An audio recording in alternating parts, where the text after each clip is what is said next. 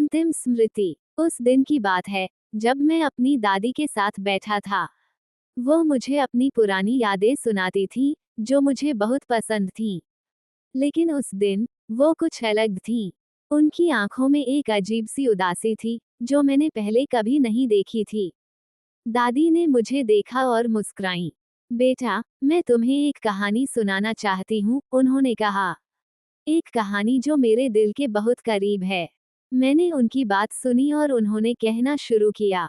जब मैं छोटी थी तो मेरे पिताजी मुझे एक पेड़ के नीचे ले जाते थे।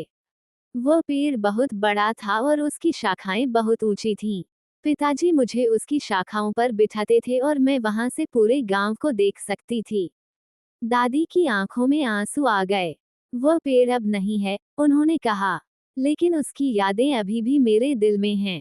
मैंने दादी का हाथ पकड़ा और उन्हें सांत्वना देने की कोशिश की, लेकिन उन्होंने मुझे रोक दिया।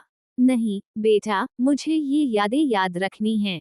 यह मेरी अंतिम स्मृति है।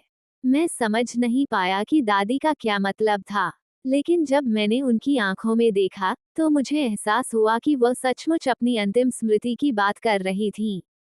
कुछ दिनों बाद दादी की तबीयत खराब हो गई। उन्हें अस्पताल में भर्ती कराया गया। मैं उनके साथ था जब उन्होंने मुझे अपनी अंतिम इच्छा बताई। बेटा, मुझे वह पेड़ याद है। मैं चाहती हूँ कि तुम उसे ढूंढो और उसकी एक तस्वीर मुझे ला कर दो। मैंने दादी को वादा किया कि मैं ऐसा करूंगा। लेकिन जब मैं पेड़ को ढूंढने गया तो मुझे पता चला कि वह सचमुच नहीं है। मैंने दादी को बताया कि पेड़ नहीं है, लेकिन उन्होंने मुस्कुराकर कहा, मुझे पता था बेटा, लेकिन मैं चाहती थी कि तुम उसे ढूंढो ताकि तुम्हें मेरी यादें याद रहें। दादी की बातें सुनकर मुझे एहसास हुआ कि अंतिम स्मृति का मतलब क्या है। ये सिर्फ एक पेड़ की याद नहीं थी, बल्कि यह जीवन की एक सच्चाई थी।